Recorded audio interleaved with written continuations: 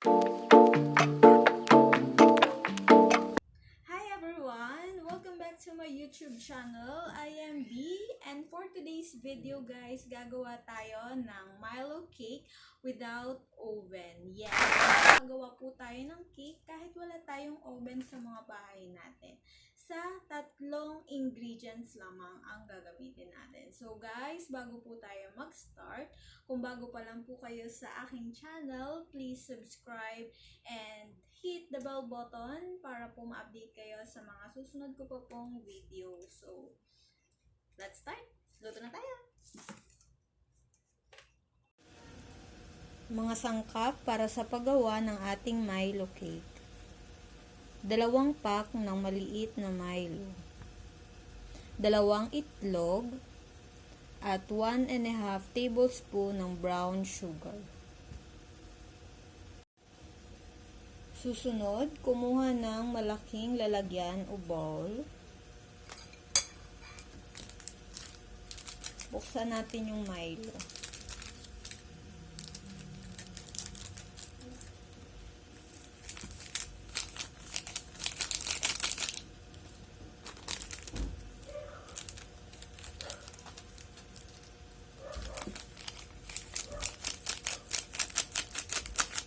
Ayan ang ating Milo. Next, ilalagay natin ang 1.5 tablespoon na sugar. So, kailangan ito muna yung unang mag-mix. Ayan. Kapag nahalo na, okay na. Simple. Kunin natin yung 2 itlog at ihahalo naman natin ngayon. Ayan. Halu-haluin lang, halu-haluin hanggang sa lumambot. Lumambot o lumapot. Gosh, halu-haluin, halu-haluin. After natin i-mix yung tatlong ingredients, tapos hinalo-halo lang natin ng ganito. Tapos kapag feeling nyo, yung medyo malapot na siya, ayan, pwede na natin siyang ilipat sa lianera. Ito nga pala guys, nilagyan ko na to ng oil. Sobrang konti lang ng oil na nilagay natin. Para mamaya kapag naluto na siya, hindi siya sobrang dikit sa lianera kasi mahirap tanggalin kapag ganun. So, kapag pansin nyo na wala ng buo-buong sugar, pwede na natin siyang ilipat sa lianera. Nga pala guys, kapag ginagawa nyo to, mas okay na magpainit na kayo ng tubig sa kaldero. Kaldero lang yung gagamitin natin, kaya wala tayong oven kasi. So, ayan. Kaldero and steamer ng rice cooker. Ganun. So, ayan. Okay na to. Lipat na natin sa lianera. Dahan-dahan lang.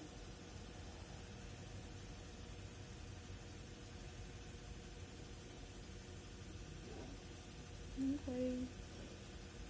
Simutin natin. Yan talaga tayong mga diba? Mahilig sa simot-simot kasi sayang. So, okay. Ayan na po siya. Ngayon, ilalagay naman natin siya dito. So, at ayun na nga. So, habang nagmi-mix tayo kanina, nagpainit na ako ng tubig sa kaldero. Yung gamit kong kaldero, maliit lang kasi maliit lang din yung steamer namin, tsaka yung lianerang gagamitin. So, ayan, kumukulo na. Lalagay ko na yung steamer dito sa taas. Tapos, yung ginawa natin, ayan, talagay lang natin siya. So, ayan na. Tatakpan natin. Ayan. So, hintayin na lang natin maluto. Okay? Habang hinihintay naman natin ngayon na maluto yung niluluto nating Milo cake, guys, namili na ako ng gagamitin kong pang toppings. Yung pang toppings naman, optional naman yun. pwedeng wag na kayong maglagay, pero kung mahilig kayong mag-decorate, yun, pwede kayong mamili. Ang napili ko, gagamit ako ng choco mani, or honey pala to, honey, and pulburon. So, yun, magdi-design lang ako. Pwede rin kayong gumamit ng guys, ng choco stick. Yun, pwede, choco stick. Basta wag matigas kasi minsan 'di ba yung iba nilalagay sa ref, matigas, yun. Pero kung tumigas naman, hindi palambutin niyo na lang, simple. Pwede rin guys, Goya chocolate. Kahit anong Goya chocolate, mas okay naman, kung ako, mas okay yung dark chocolate. Tunawin nyo na lang yun, tapos yun yung ilalagay nyo sa taas. Ngayon kasi, try ko naman muna yung, tada! Yung honey at pulburon. So, dudurugin ko siya.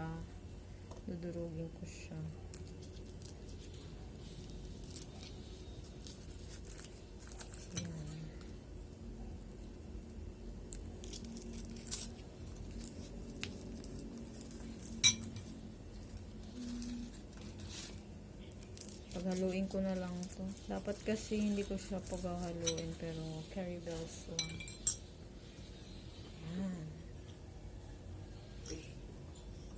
Yan, okay.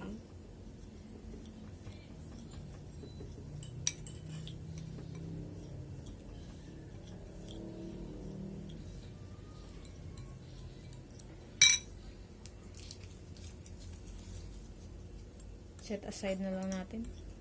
O, diba? Utak talaga ng babae, no? Bigla-bigla na lang nagbabago. Sabi ko kanina ay pag-mix ko. Pero ayun nga, sabi ko guys, optional lang siya. So, kayo pa rin. Depende pa rin sa inyo. Ayan. Pulburon. Bili ko lang to sa tindahan. Tag-piso isa. Ayan. Kasi para pantay, gawin natin 3 para I love you. Ayun!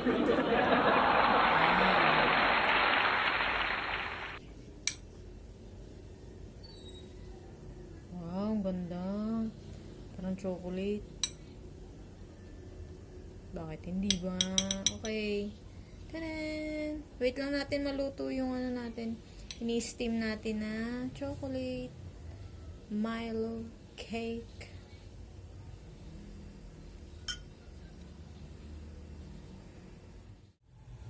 After 30 to 40 minutes na pag-i-steam natin, check na natin siya. Kasi nararamdaman ko na siyang okay na siya. Ayan! See? Perfect!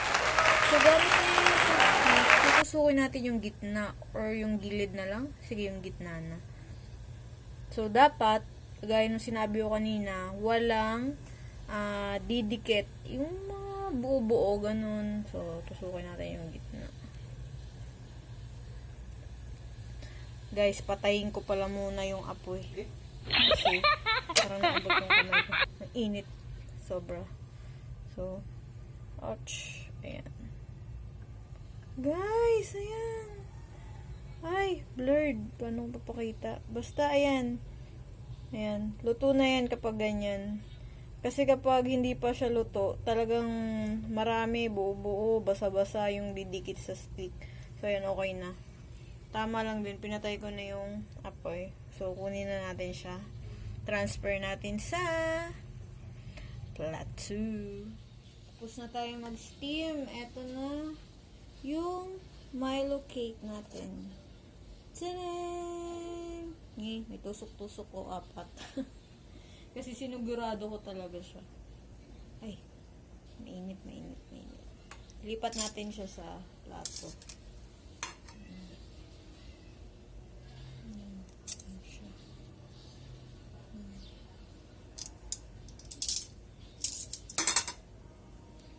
So, ganun-ganunin natin siya. Yung gilid.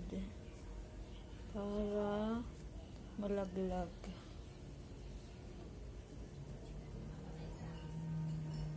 Mainit pa siya konti, pero feeling ko kaya ko na siya hawakan. pataob natin siya ng ganyan. Tapos, ayan guys lagay sa center ng plato. Pataob natin. Dahan-dahan natin. Perfect!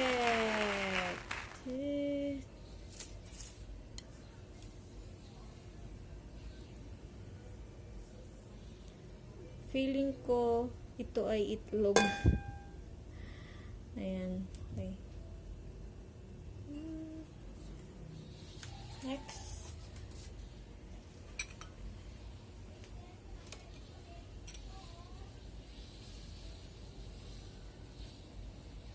Lalagyan natin siya ng toppings sa taas. Ayan na, gaya ng sinabi ko, depende sa inyo kung ano yung gusto nyo ilagay.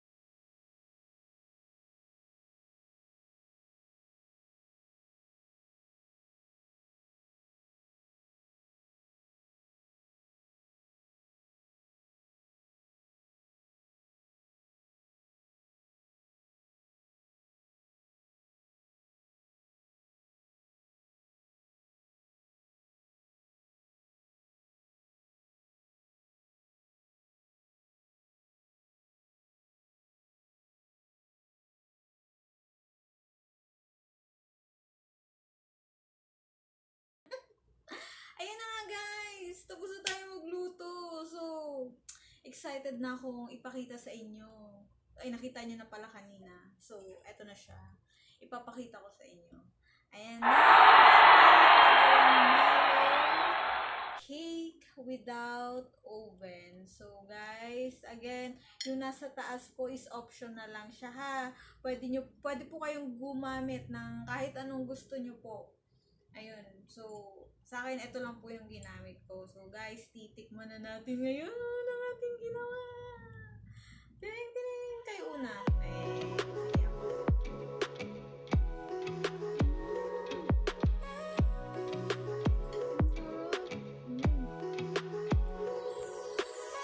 Saktong-sakto lang po yung sugar niya. Kasi sa inyo, guys, depende naman sa inyo po. Diba yung ginamit ko po kanina is 1.5 tablespoon lang ng sugar. Kasi kapag ginawa po natin 2 tablespoon, na try ko na po kasi last day, so sobrang ano niya po, sobrang tamis niya para sa akin. So ayun, binabaan ko siya ng konti. So ayun, mas okay po ako dito. And perfect po siya. So guys, gawin nyo na po. And guys don't forget to subscribe and hit the bell button po kung hindi pa po kayo nakapag-subscribe. See you po sa susunod nating video. Bye-bye!